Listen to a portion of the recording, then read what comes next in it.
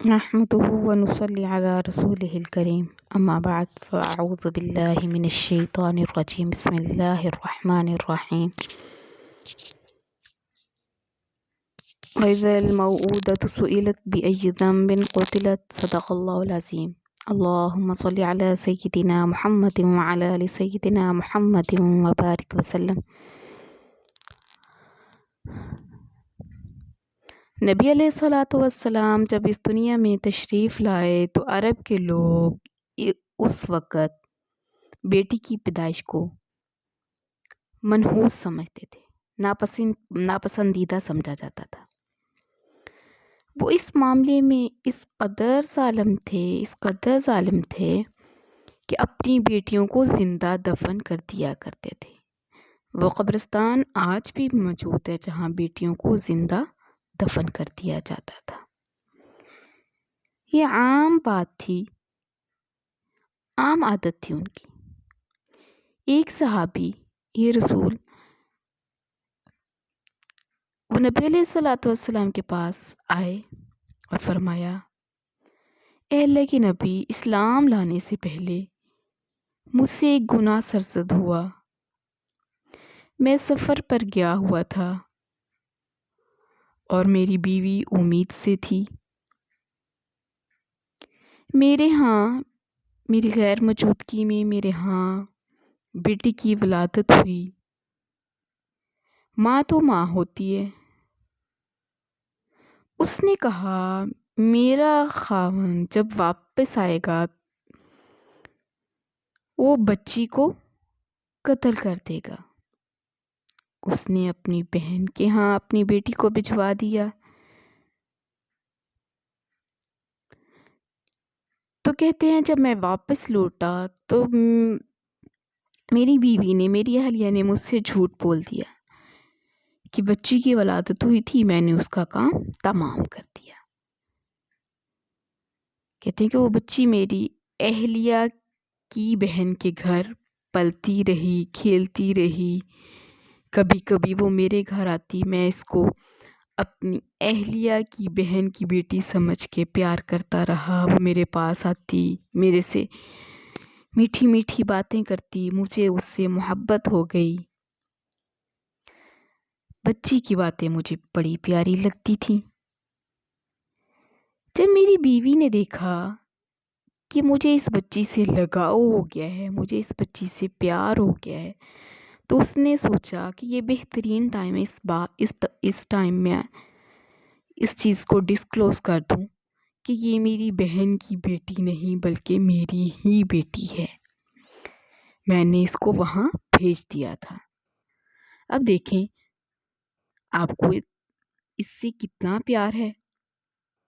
اب یہ سنتے ہی وہ صاحب کہتے ہیں کہ میرے اندر کی حیوانیت جاگ اٹھی۔ میں نے نیت کی کہ میں اس بچی کو دفن کر کے رہوں گا، مگر میں نے کسی کو نہ بتایا کہ میرے دل میں یہ پکا ارادہ میں نے کر لیا کہ میں اس کو دفن کر کے رہوں گا۔ کہتے چند دن بعد میں نے بیوی کو کہا بچی کو میرے ساتھ بھیج دے، میں کہیں جا رہا ہوں۔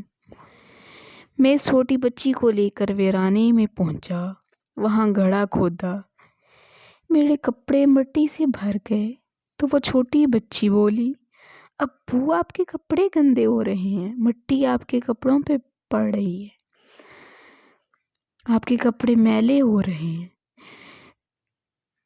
لیکن مجھے اس پر بالکل ترس نہ آیا۔ میں نے اس بچی کو دفن کرنے کا ارادہ کر لیا۔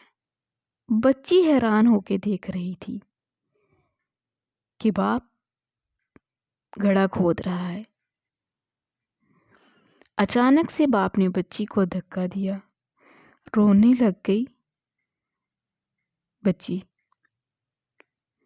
تو صحابی یہ کہتے ہیں کہ میں نے مٹی ڈالنی شروع کر دی۔ وہ روتی رہی، کہتی رہی، ابو میرے اوپر مٹی پڑ رہی ہے، میری آنکھوں پہ مٹی پڑ رہی ہے، لیکن میرے اوپر وہ کہتے ہیں ایسی شیطانیت سوار تھی کہ میں اس کے اوپر مٹی ڈالتا رہا، وہ فریادیں کرتی رہی، میں مٹی ڈالتا رہا، وہ روتی رہی، میں مٹی ڈالتا رہا، مجھے بالکل ترس نہ آیا کہ بالآخر میں نے اتنی مٹی ڈالی کہ آواز آنا بند ہو گئی۔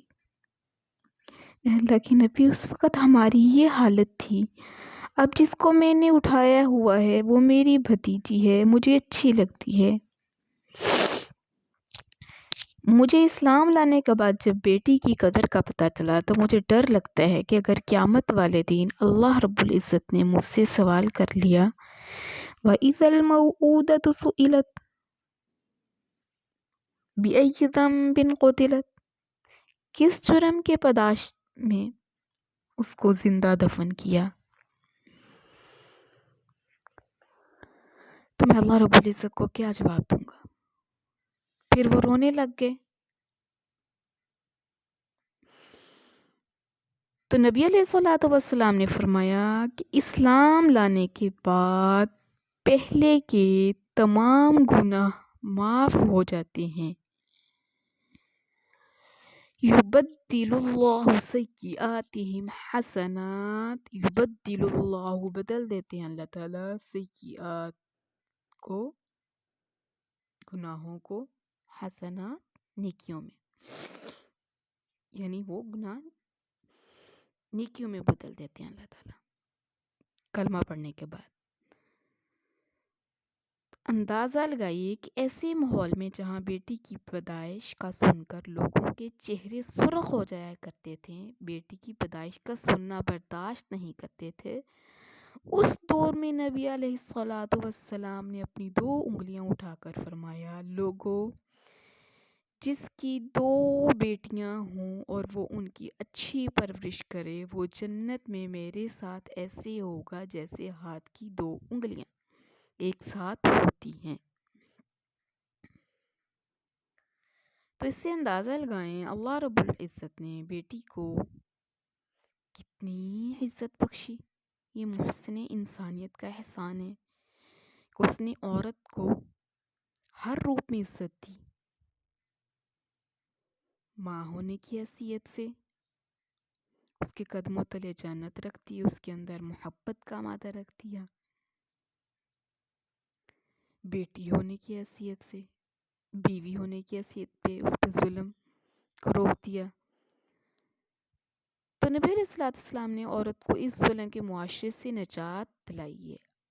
یہ ہم پر بہت بڑا احسان ہے محسن انسانیت کا، کہ اس نے عورت کو بحیثیت ماں، بہن، بیوی، بیٹی عزت دی۔ عورت جس روپ میں بھی ہے وہ قابل عزت، قابل احترام ہے، اسلام نے اس کو عزت دی۔ اللہ تعالی ہمیں اس پر عمل کرنے کی توفیق عطا فرمائے سننے کے بعد۔ آمین۔ وآخر دعوانا الحمد للہ رب العالمین۔